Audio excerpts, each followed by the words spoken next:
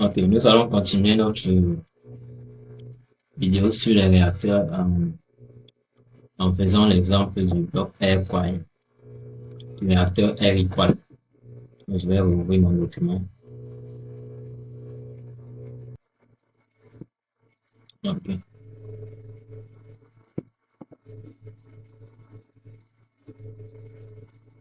Là, je vais...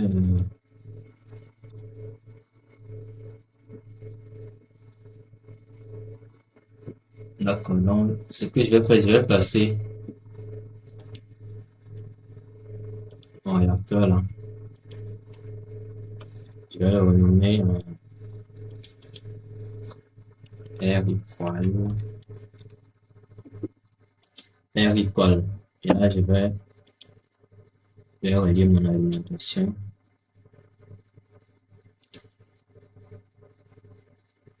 Vous voyez qu'avec R equal, nous avons deux sorties, une vapeur et une liquide.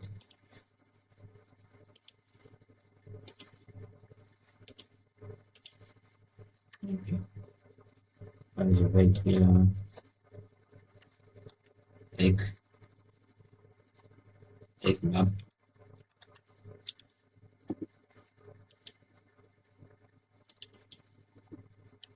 Egg liquid. Ok. Alors, je vais spécifier en réaction s'effectue à 360 degrés. Donc, le réacteur fonctionne à 360 degrés. Un bar. Et là,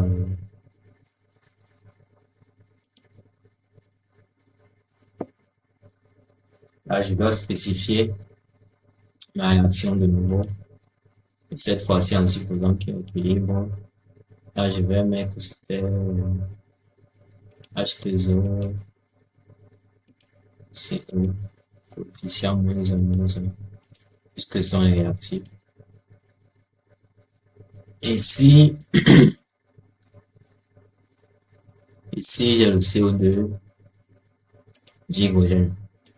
Là, c'est 1.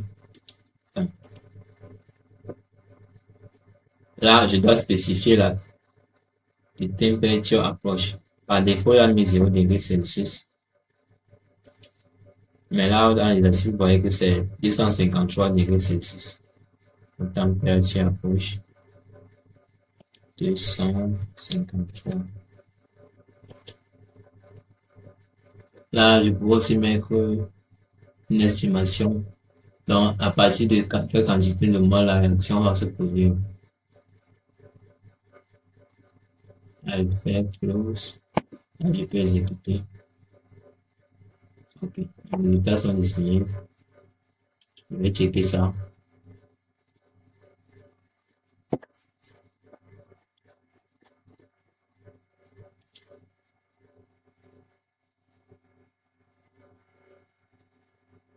Le fraction. Ici, vous pouvez voir les débits molaires obtenus dans mon flux vapeur. Vous pouvez voir ici aussi les débits molaires, les fractions molaires. Et si vous remarquez bien, vous allez voir là que mon débit liquide est égal à 0. Simplement parce que nous avons spécifié que le réacteur fonctionne à 360 degrés Celsius. Et à 360 degrés Celsius, aucun de ces constituants n'est sous forme liquide, que ce soit le monoxyde de carbone, l'eau, le dihydrogène ou bien le CO2. Raison pour laquelle vous voyez là, c'est 0,0000. Si nous étions par exemple à 25-60 degrés, on devait avoir quand même une partie d'eau là. Donc, là, vous pouvez voir, je vais mettre stock ici pour voir un peu les différences.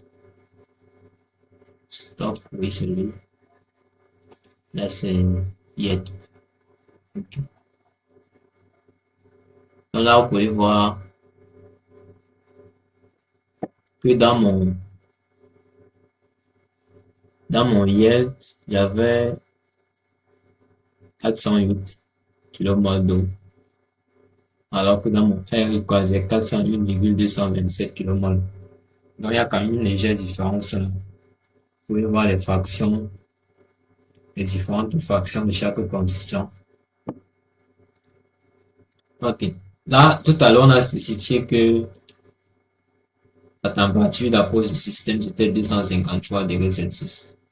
On va voir ce qui se passe lorsqu'on augmente ou bien on réduit la température. Donc, je vais, je vais prendre, par exemple, la fraction molaire de CO2, parce que c'est l'un des produits. Là, j'ai 0,1529 bien 56. OK. Donc, je vais d'abord commencer par augmenter la température.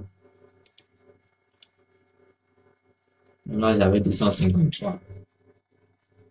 Et tout à l'heure, ma fraction molaire, c'était 0,15, 30, quelque chose. Donc là, je vais mettre 253, je vais mettre 200, pourquoi pas 300. Pour que les modifications soient vraiment importantes et qu'on aperçoive bien le changement.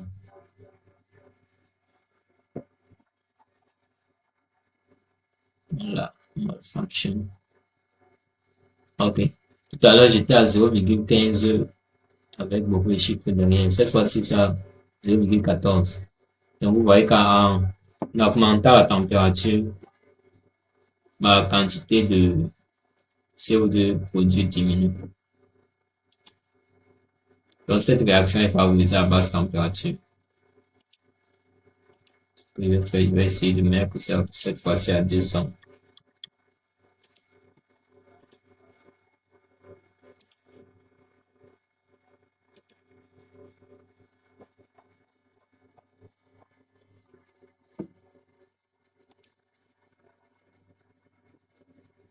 À 200, vous voyez que ça a augmenté.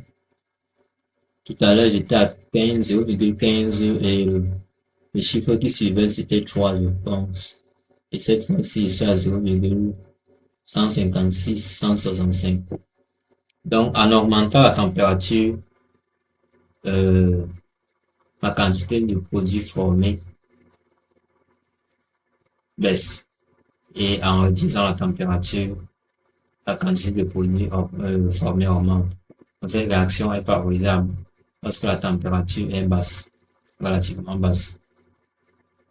Donc, je vais remettre ça à 253.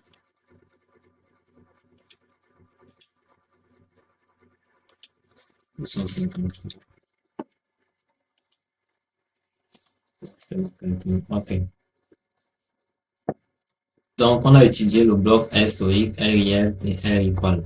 Cette fois-ci, nous allons utiliser le bloc R gips. Donc, je vais rentrer là dans mon ajout déjà. Mon flowsheet. Ici, tout ça.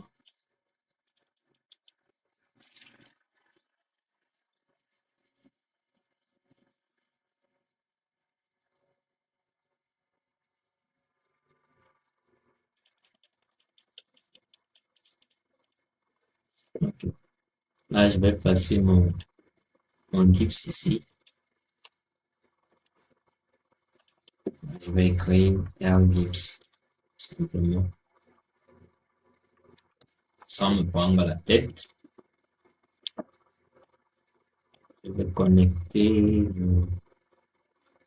l'alimentation et ma sortie.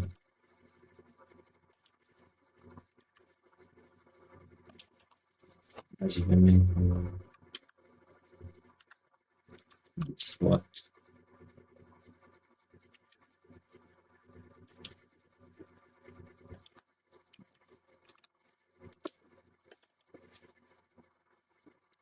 Bon, un gips. Là, je vais mettre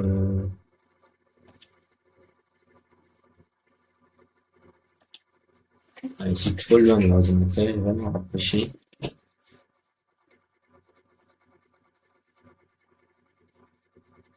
Là, vous pouvez voir plusieurs options là. Calculer phase equilibrium only, calculer phase equilibrium, chemical equilibrium. Donc, je vais laisser ça par défaut. Et là, je vais mettre en bas et 360 degrés. Comme spécifié tout à l'heure, le Air-Gibbs n'a pas besoin d'équation. Juste les conditions opératoires suffisent. Voilà, je peux exécuter. Les résultats sont disponibles. Je vais aller dans Screen Result. Screen Result, et là, je vais mettre tous les autres flux là. Et voilà.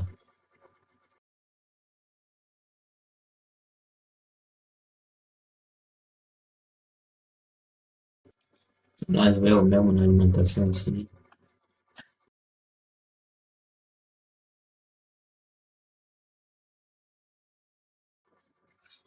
Je vais voir le débit polaire. Là, vous voyez 408,227 pour R égale 408 pour historique, pour le YEV également 408. Mais pour le GIPS, vous voyez que c'est 401,275. Donc, c'est différent. Mais le GIPS, ses résultats sont plus précis parce qu'il respecte le premier principe de thermodynamique.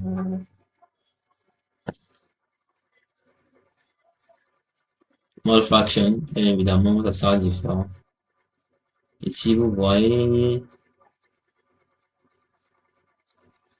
pour le CO2, c'est à 0,16, alors que je suis à 0,15 partout là. Ce qui est normal puisque le GIPS utilise, dans le réacteur GIPS, les produits ont l'énergie libre de GIPS la plus faible. Donc, dans les conditions opératoires fixées, voici le pourcentage maximum, la fraction molaire maximum de CO2 qu'on puisse avoir. Donc, je vais m'arrêter là pour cette vidéo et nous allons continuer dans la dernière vidéo pour étudier les trois blocs restants. Merci, à la prochaine.